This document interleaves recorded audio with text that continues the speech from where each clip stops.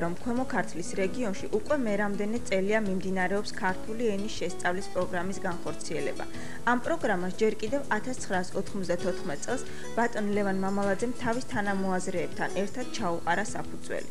დღესდღეობით ამ საქმეს კურირებს ქვემო ქართლის სასკოლო ოლქის სამმართველოს უფროსი ბატონი დავით კაპანაძე, რომელმაც გარკვეული სიახლეები შეიტანა პროგრამაში. მიმდინარე წლიდან დაიწყო არაქართულ ენოვან სკოლებში საქართველოს ისტორიისა და გეოგრაფიის შესწავლა სომხურ და აზერბაიჯანულ ენებზე. საჭირო ლიტერატურა ითარგმნა და სახელმძღვანელო სახით საჩუქრად გადაეცათ სკოლებს. ამავდროულად ჩატარდა მთელი რიგი სარემონტო სამუშაოები სასწავლებლებში. მომარაგებული იქნა ზამთრისთვის შეში.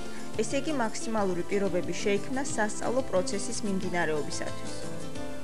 საკრებულოების მიხედვით ქვემო ქართლში გახსნილია ქართული ენის შესწავლელი წრეები, სადაც დადიან დასრული ადამიანები, მათ შორის არიან გამგებლებიც გნებავთ, მოხუცები, პედაგოგები და ასე შემდეგ. აი ეს პროგრამა, ქართული ენის პროგრამა, რომელთაც კიდევ გავიმეორებ, ამუშავდა 6 წლის წინ, მეტად კარგი შედეგი მიიღო.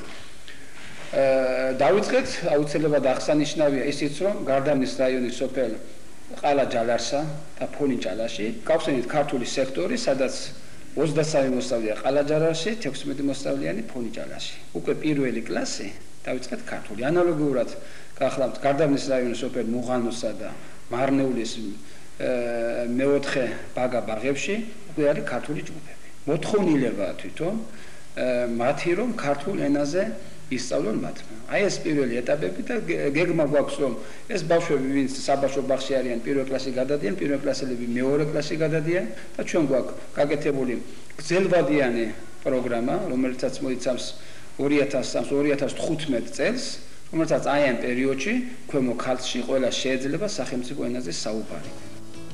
ბატონი დავითი ამ საპასუხისმგებლო თანამდებობაზე მიმდინარე წლის 1 აპრილიდანაა. განათლების სფერო მისთვის უცხო არ გახლავთ. ბრძანდება პედაგოგიურ მეცნიერებათა კანდიდატი. გამოცემული აქვს რამოდენიმე სახელმძღვანელო. ბატონი დავით კაპანაძე სულ რამოდენიმე თვე არას დაინიშნა ქვემო ქართლის სასკოლო ოლქის სამმართველოს უფროსად, მაგრამ მანამდე მას საკმაოდ დიდი გზა განვლილი როგორც პედაგოგიურ მოღვაწეობაში, ისე ადმინისტრაციულ საქმიანობაში. თუ რამე შეიძლება ითქვას ბატონი დავითის გარშემო მხოლოდ და მხოლოდ დადებითი და განათლების სამინისტრო, რომელიც ერთ-ერთი ხელმძღვანელი მეც გახლავართ, მხოლოდ და მხოლოდ მადლიერების ზნობით მოიხსენიებს მის მუშაობას. ეს მუშაობა გამოიხატება არა მარტო თავის კოლეგებთან ურთიერთობაში, არამედ პედაგოგებთან, უშუალოდ სკოლაში, საბავშვო ბაღში, ინტერნატში და ყველა აი ამ ორგანიზაციებიდან ბატონ დავითს მხოლოდ კარგი ამბები მოდის განათლების სამინისტროშიც და იმ სამსახურებში, რომლებიც კურირებენ მის საქმიანობას.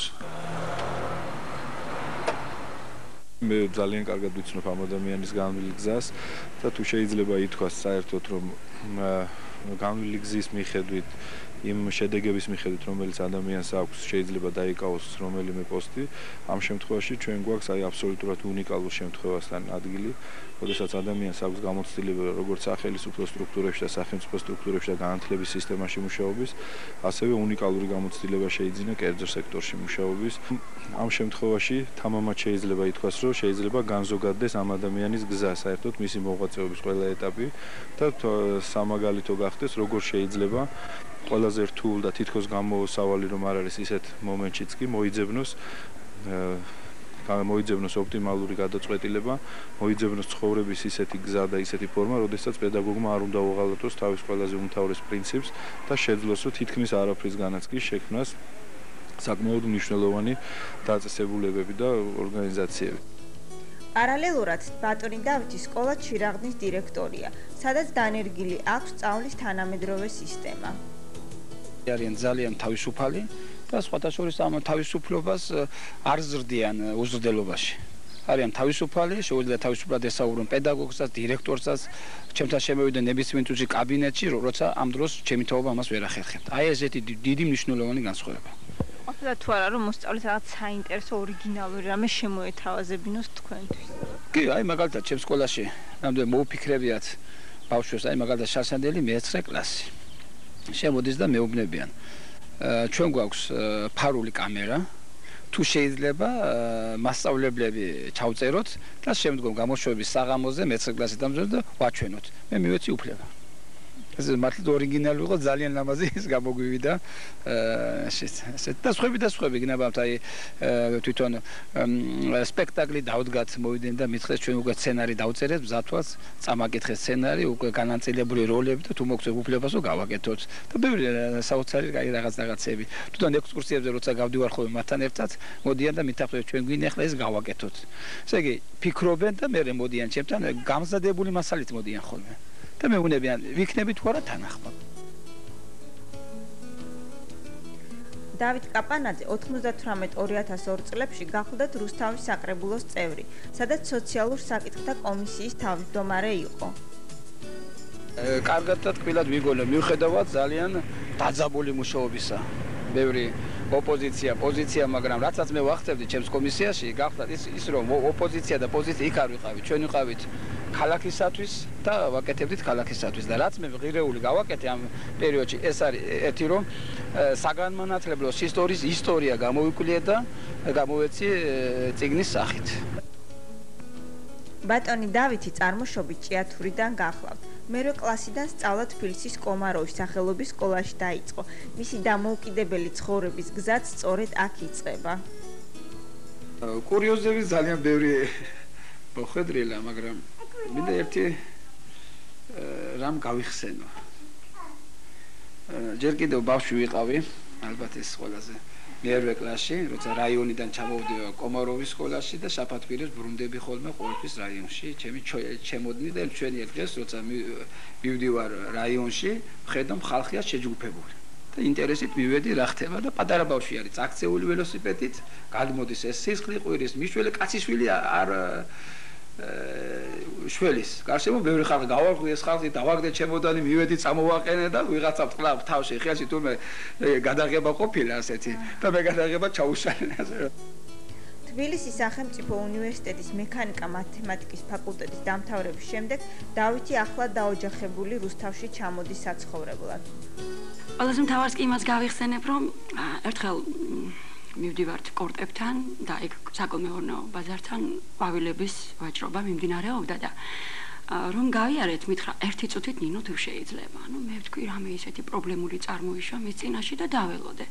გავიხედო მოაქვს თაიგული, ეს 82 წლებია, დიდი ყვითელი ჩაის ვარდებს რო ეძახდნენ, 4 წალი, ну ძალიან ისეთი ფართო მოცულობისაა ეს ყვავილი და მოაქვს ჩემთან.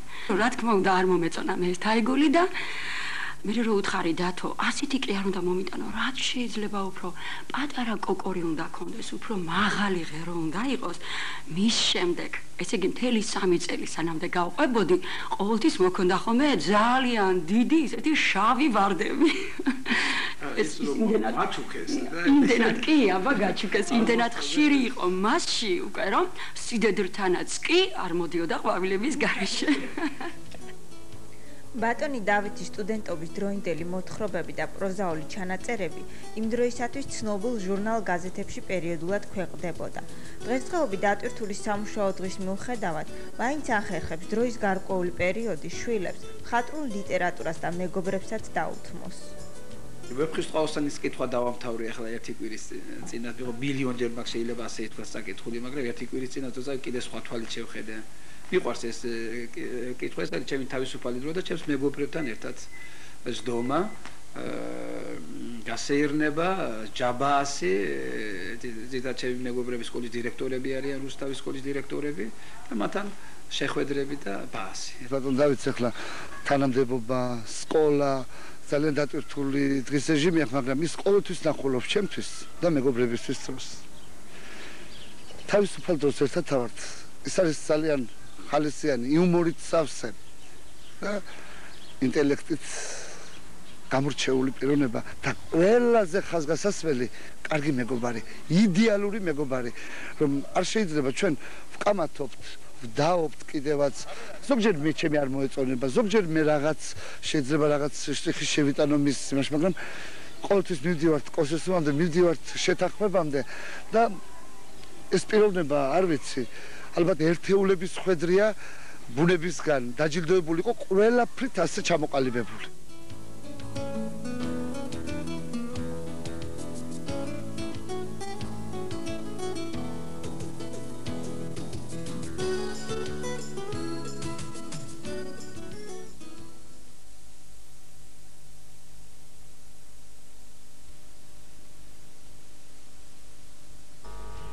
თბილისიდან 15 კილომეტრის მოშორებით თრიალეთის ქედის სამხრეთ-აღმოსავლეთით ზღვის დონიდან 820 მეტრ სიმაღლეზე საკურორტო ზონა იშლება. სოფლები შინდისი, წავკისი და ტაბახმლა ამაყად გადმოჰყურებენ თბილისს. თავს იწონებენ ღირსეული წინაპრების